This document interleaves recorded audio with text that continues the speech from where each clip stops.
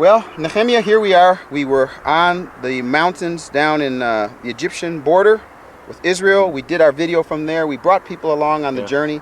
But we talked about doing something else, and that is taking people to Saraba. Now, I want you to do the best that you can.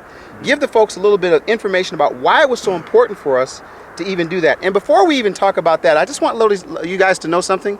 We have really put our best foot forward, both physically, emotionally, and spiritually, to bring this information to you. So I need you to really, if you could just hang on with us, this is important. Nehemia, tell the people about Saraba if you can. Yeah, so out there in the desert behind us is a mountain called Saraba, and that's the second mountain listed in the chain of signal fires that were lit in Second Temple times to announce to the world that the new moon had been sighted in the land of Israel. They lit the first fire here on Har HaMishcha, the Mount of Anointing, which is opposite of the Temple Mount. The second one was all the way out there in the desert, about 20-30 miles away, called Saraba, and it's an interesting mountain because it was actually a fortress was built there by the Hasmoneans, and it was. Now tell my friends who the Hasmoneans are. You can't just say Hasmoneans. So the Hasmoneans, or Chashmonaim, is what most people know as the Maccabees. Actually, Judah was called the Maccabee, but his family was called the family of the Chashmonaim, the Hasmoneans. And when they defeated the Greeks, they actually started to rule over Israel, and they had a dual role. They were both king and high priest, and they ruled Israel really up until around from 165 BCE, when they defeated the Seleucid Greeks. Did I say Romans? When they defeated the Seleucid Greeks, all the way up until 63 BC, when the Romans came and took over the country. And there was a Hasmonean named Alexander Jannaeus, or Alexander Yanai, who built up this fortress out in the Judean desert called Saraba. And that was his... And folks, it's not just he built up a fortress, it's a mountain. It's a significant mountain. Well, it's a fortress on top of a mountain. It's a mountain. It's a significant mountain that you can see quite a distance away. And it dominates the entire area. You can see the Jordan Valley, and you can see the Dead Sea from there. You can see all the way on the other side of the Jordan. And in the other direction, you can see this spot over here in Jerusalem. Today, there are 3 towers along this ridge, and you can see those towers from over there at Saraba. And there's Josephus, the Jewish historian in the 1st century, tells us that when the wife of Alexander Jannaeus, Alexander Yanai, her name was Salome Alexander, or Shlomtzion Hamalka, Shlomtzion the queen, she's known as in Hebrew. So she actually had this clash with the Pharisees, and they demanded that she was a woman and she couldn't rule the country. They demanded... Just a second, Nehemia, I want you to tell me a little something. Before she said he had this clash, what about her sons? Well, her sons were actually divided. One was a Pharisee and one was a Sadducee. Did you hear that? One was a Pharisee, one was a Sadducee. Go ahead. Right. But before her sons really got involved, her husband had been a Sadducee, Alexander Jannaeus, and her brother was the leading Pharisee, Shimon ben Shattach. And the Pharisees demanded of her that she turn over control of the country to them, and she refused to turn over Saraba. And, generally people assume that was for political reasons, but I just wonder if that was to prevent the Pharisees from having complete control over the announcement of the new moon. Because if she controls Saraba, they might control this spot here and be able to light the first signal fire, but they've got to be in line with all the other Jews who control the other one, Saraba, under the queen. And so maybe that was so that one group wouldn't control the announcement of the calendar, that it would be something that all Israel would have to agree on. So the idea being that when signal fire is lit, she knew that according to the times, that if it was lit at that time, it'd have to be the time based on what the understanding would be of God's clock. Absolutely. And so she controlled the second signal fire because she controlled Saraba. So if it ain't the right time, she ain't lighting the fire. She's like, we're not going to light the fire. We're waiting until tomorrow. Hey, so here's what we decided to do. And I got to tell you something. I have to apologize to Nehemia. I took it as a very casual thing. I think he knew, even though he had never done it before. You'd never done it before. No, I had not. We were actually with an Israeli soldier who said maybe 40 minutes and 10 minutes down. You know what? To climb Saraba. It took us 2.5 hours to get to the top, 45 minutes to get to the bottom. And what number did you say I should call at the end? So actually, we were ready. I was on the verge of collapse. I've never done anything so hard. This is 3.5 hours in the blazing heat. I actually got sunburn through my khaki pants. Yes. My legs were burned through the khaki pants by the sun. It was so hot, and I was out of water really after the first hour and a half. I was out of water, and so I'm there in the sun, dehydrating, and it was one of the most difficult things I'd ever done. And I've heard about this my whole life, the story of the lighting of the signal fires.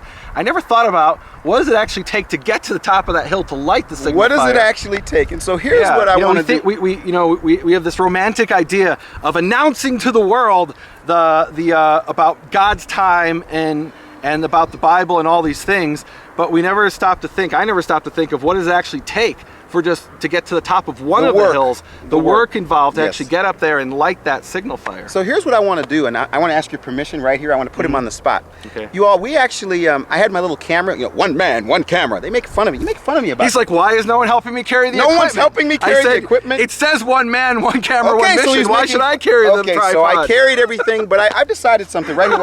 The reason he has his sunglasses on, by the way, is his eyes are still bloodshot from this trip. I was dehydrated for 2 days. No, he was dehydrated for 2 days. So here's what we want to do. We want to do something really crazy. I hope Tyler's listening. Tyler, if you're listening, you're on the spot. I actually want people to get a chance to get a preview of just a taste of some of what we're doing. So I actually want us to give this Saraba, what could we call this, Nehemia? What's this journey called to Saraba? Could we come up with something? Light the fires, sound the shofar. What could we do? Journey to the fortress? Journey to the fortress? Journey to the mountain. I think it's got something to do with the power of the process, or the joy of the journey, or the pain of the project, whatever it is. Well, and here's the thing. So Keith is doing this video, and a lot of people have seen it and said, wow, this is amazing. How do we get more? Yes. And what I want to challenge people to do is to participate in this with Keith. We climbed this mountain in order to get this message out to the world, to show people what it would have been like to light the signal fires. And you don't even have to climb the mountain, but what you do have to do to support this project is to come along with us. Come along with us on the journey. At the end, I'm going to challenge you to do something. We're going to show you our effort. I need your effort. We want to take you on the journey with us. And as I mentioned, we put in the effort. We want you to come with us, and after that, you decided whether or not you could put in a little effort to get this information to the world. Let's light the fire from Saraba. As far as the illustration, that's what's so powerful to me about these signal fires. They would light one here, basically in Jerusalem, looking down in the temple from the Mount of Anointing.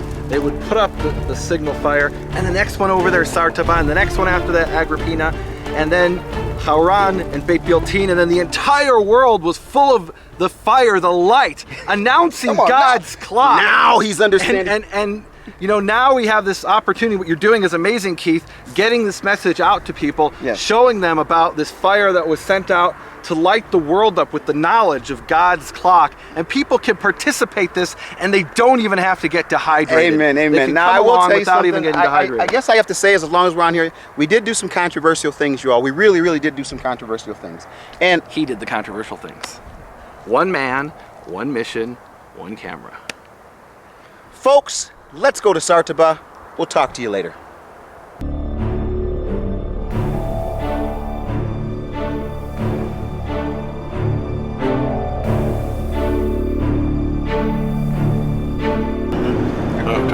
Please concentrate on driving. I'm not going to talk into the camera while you're driving. Just won't do it. Just won't do it. This is too dangerous. Sorry.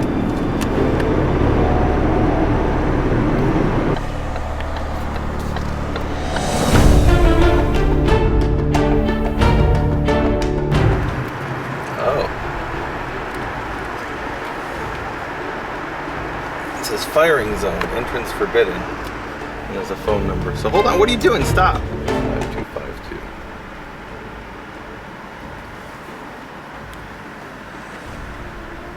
So it didn't say that anywhere in the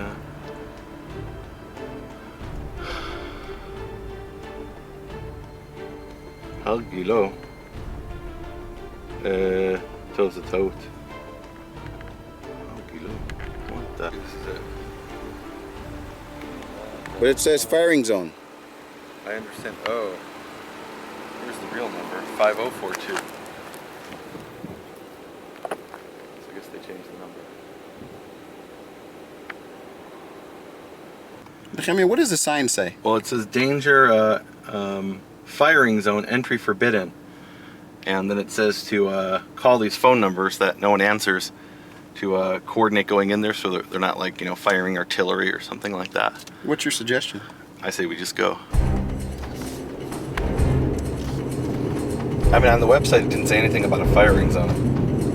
Unless we're going the wrong way.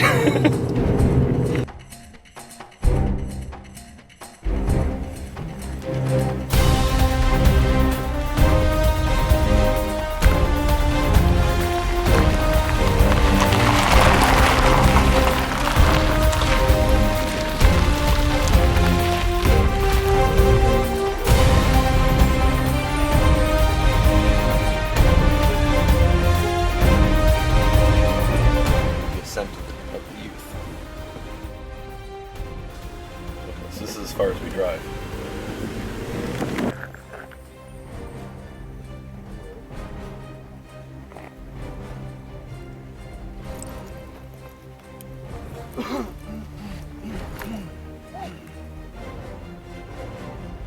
I don't even have a cameraman. This is a tripod. But I'm gonna let you know, we're going to the top of Saraba.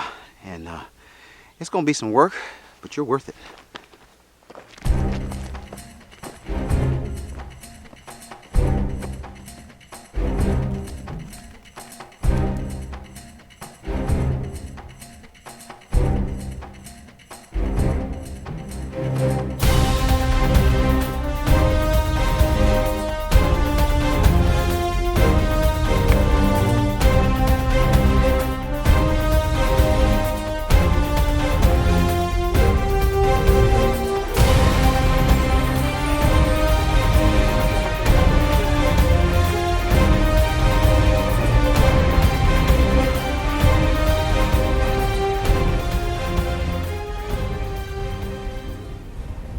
Nehemia? Yeah. Can you be honest and tell the people what we've done? Well, how difficult this is? This is a significant hike. And we actually drove most of the way up. But this last stretch is a significant stretch to get to the top where the people would like the signal fires. And it's a part of the story you don't normally appreciate. You think about, yeah, they lit from this hilltop to that hilltop. I've never really thought about what it took to get to the top of the hill. Have you ever done this before? I've never done this before. 19 years in Israel, never done it.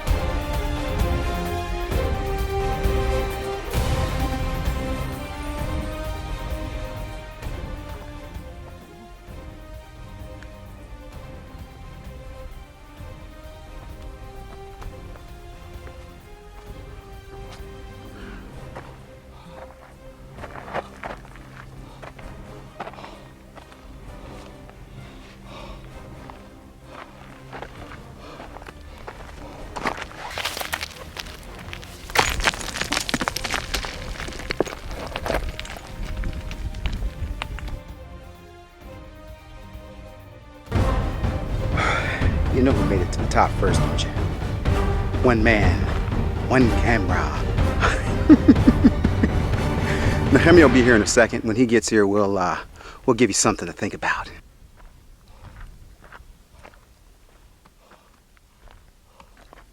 Wow.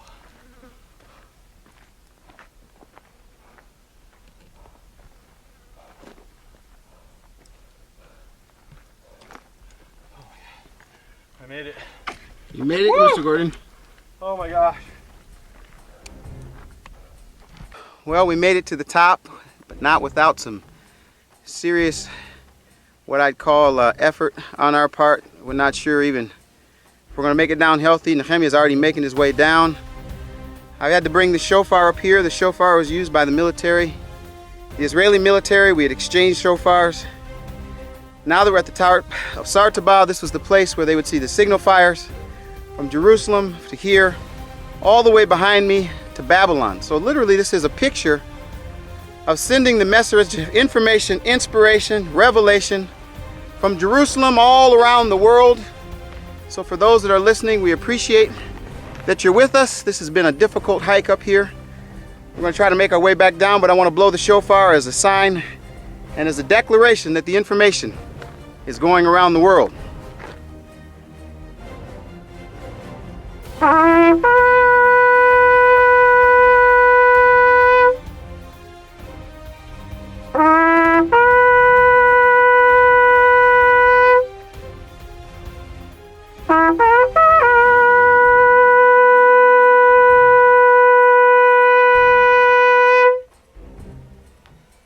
Hallelujah.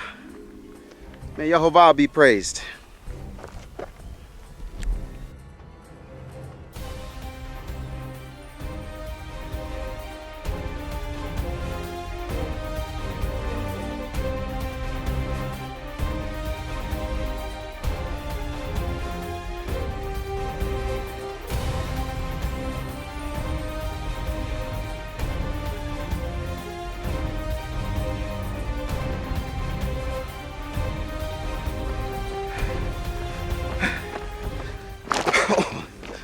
Okay, guys, that's what I did for you. Now I need you to do something for me.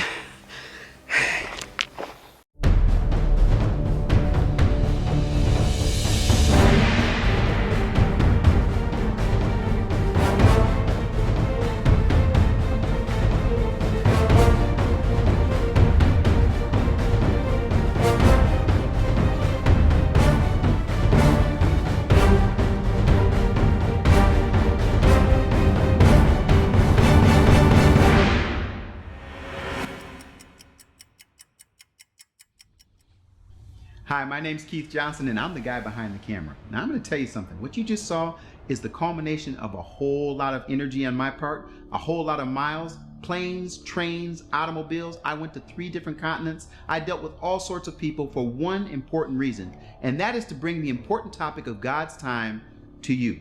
Now I got to make a confession right now. I'm probably going to be in some hot water. Well, let me say it this way. I'm probably going to get in trouble with the religious police and the spiritual border patrol. But I don't care because I think it's time for this information to come forth. I spent time with Muslims in the Palestinian-controlled West Bank. I spent time with nuns, priests, and the Pope in the Vatican. I spent time with ultra-Orthodox, conservative, and liberal rabbis in Jerusalem. I even spent time in New York City with the Freemasons. Oops, sorry, probably should hold off. But I got kicked out of a Chicago temple. But I got to let you know it was a United Methodist Church. Anyway, the bottom line is it's ready to go. We've got information now. We've got people. We've got a team together. We've got the first episode done. We've got the promo done. But now I need your help. And here is how you can help us bring this information to the world. I'm looking for some people who will enter into the process with me in bringing this information to the world. There are 2 specific ways I want you to prayerfully consider how you can help. First of all, become a timekeeper.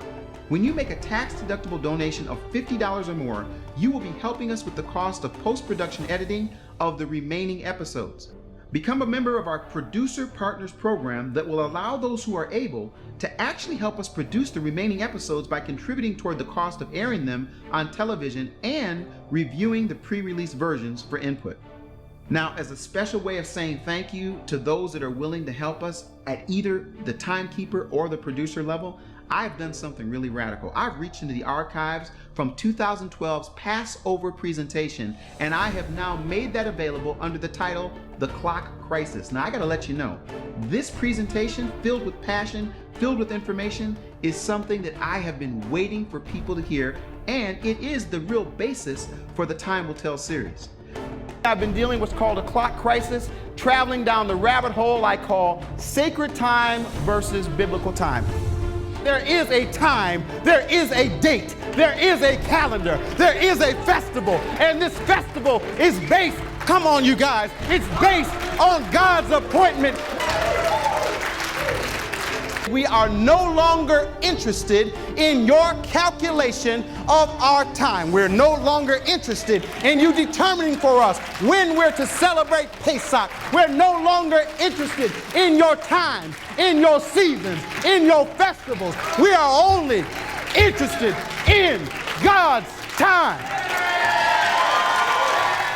The second thing we're going to do that's even more radical, and I probably shouldn't let so many people know this. We're going to make the first episode of Time Will Tell available to you. That's right. It's done. It's ready. It's ready for television, but I have to find some people that I can send it to get their review. So for those that are willing to help us at either the timekeeper or the producer level, we're going to send you this gift as soon as you make your donation.